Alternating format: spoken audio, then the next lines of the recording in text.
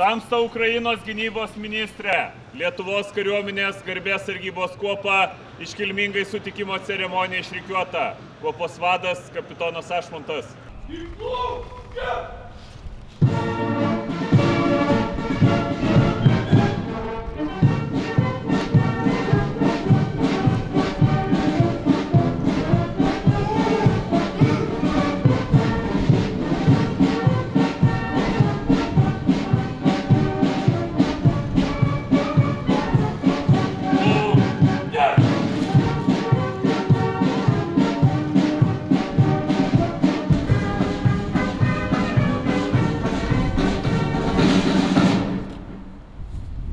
Sveiki, karai! Lietuvos!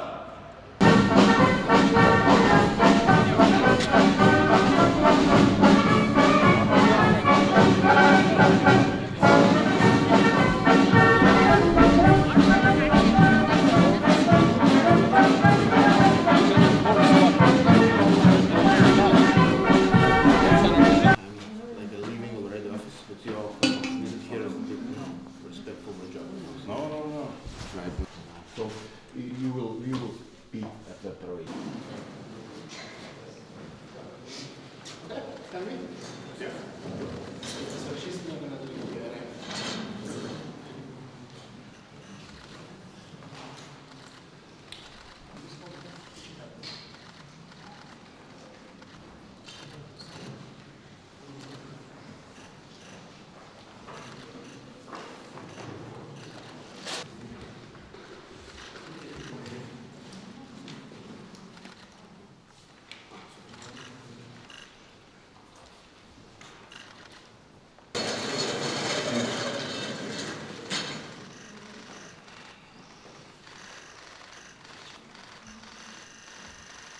Ladies and gentlemen, we're beginning the press conference. Minister, please. Yeah.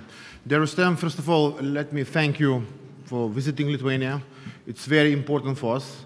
You know, our nation is standing with your nation, and we will stand till your victory, even in the hardest times. It's also personally thank, because, you know, I'm leaving office, we are transferring to the new government, and it's really honor for me to host you here in Lithuania. So we have just signed the cooperation agreement. It's a legal ground for Ministry of Defense of Lithuania to transfer money to finance Ukrainian-produced weapons. We adapted the Danish model and established our own financing mechanism for the financing of specific weapons produced by the Ukraine. Because we know Ukrainian defense industry, if it accelerates, it helps for Ukrainian defense and fill the gaps. Our first contribution of 10 million euros is directed to the deep strike missile drones Palanica or our deep strike options. But it's a long-term commitment, and we will further finance the Ukrainian-produced weapons to strengthen their deep strike capabilities, because we understand that it is in our own interest to strengthen Ukrainian defense industry. Critical gaps in capabilities must be addressed through greater financial commitments to Ukraine defense industry. It is vital to buy from Ukraine for Ukraine and to relocate the Ukrainian defense industry to the territory of the EU. So, by localizing the Ukraine defense industry in Europe, or, for example, here in Lithuania, we would ensure production for Ukraine and for ourselves. The war in Ukraine has shown that this is a war of defense industry and technology.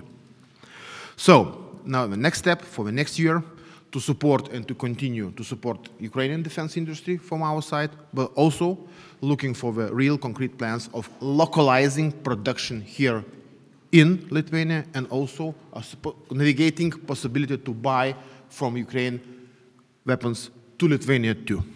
So it's a win-win situation for both countries, for both nations. Thank you.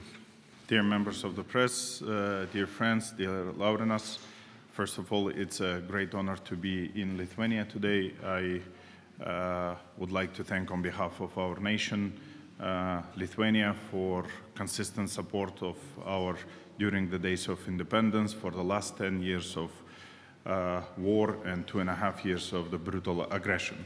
I would also start my sincere congratulations on Lithuanian Armed Forces Day. I hope our both nations will have very strong defense forces with all the capabilities to withstand our values, our national interests. As you know, the situation on the battleground continues to be